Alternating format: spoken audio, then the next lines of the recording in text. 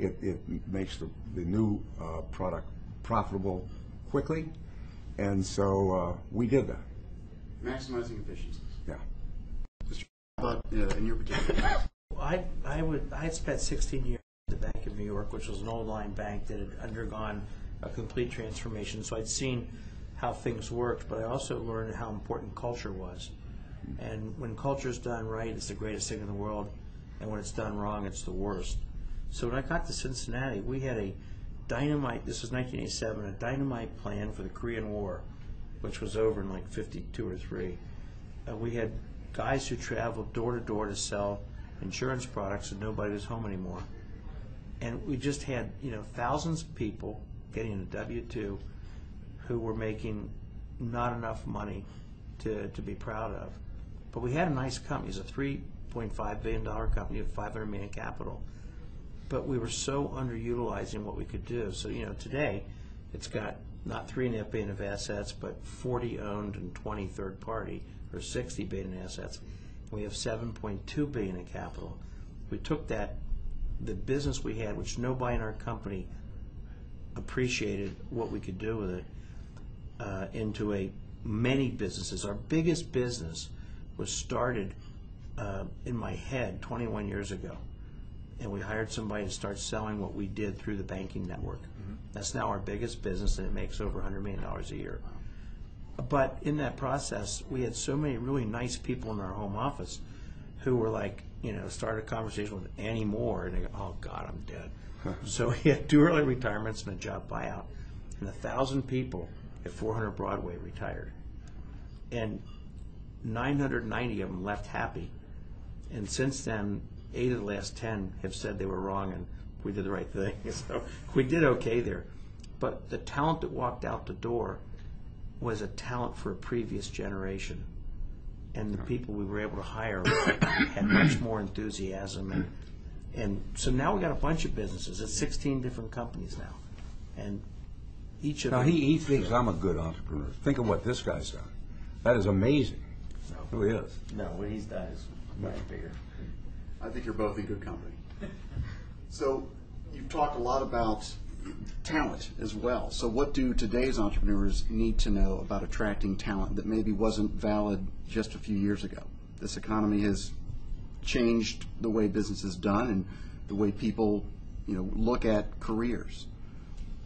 Well, younger people want to do things differently. And they don't know they want to put the time in that they're going to put in. But if they get there and they're happy, they will, and the company will do better. But I think when people interview now, it's much more immediate gratification than it was when I started, and certainly when Dick started. Yeah.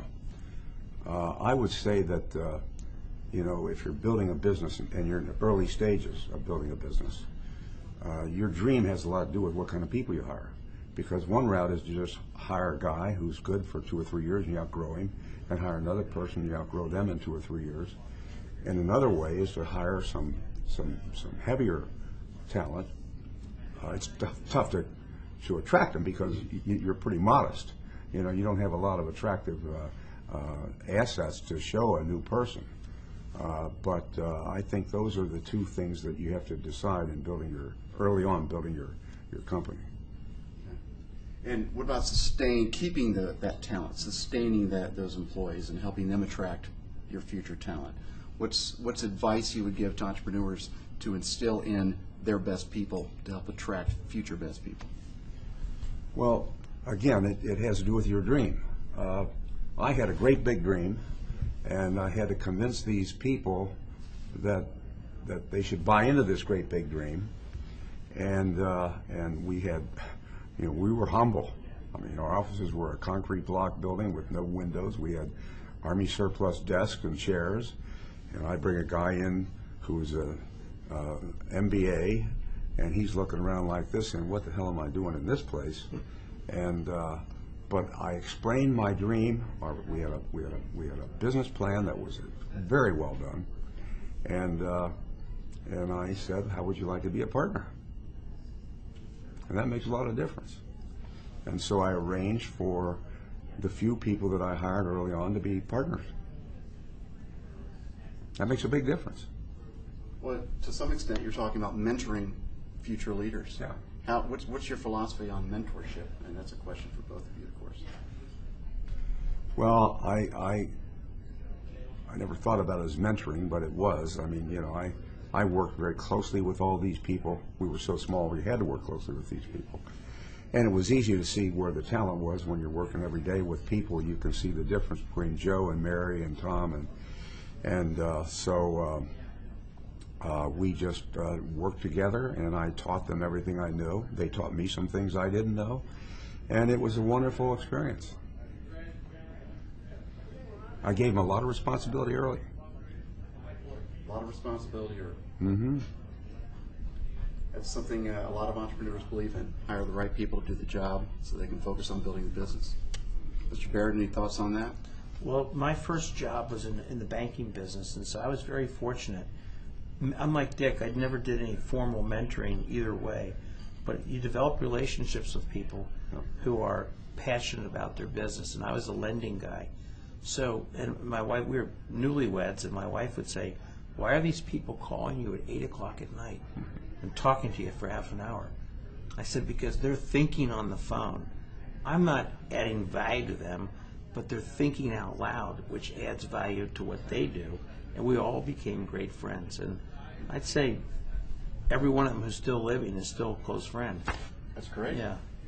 Well, you know, everything we've talked about comes back to one thing, and that is success as an entrepreneur. As we close out this conversation, I'd love to hear from each of you, what's your one key to success? If you could pick and choose just one key to success, what would it be? Well, I would put mine in: if you outdream, outthink, and outwork, you're going to be very successful. I think, you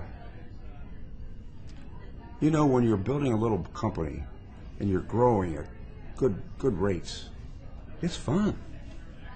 And when I look back on my life, I think the happiest time in my life was building that company, because it was fun.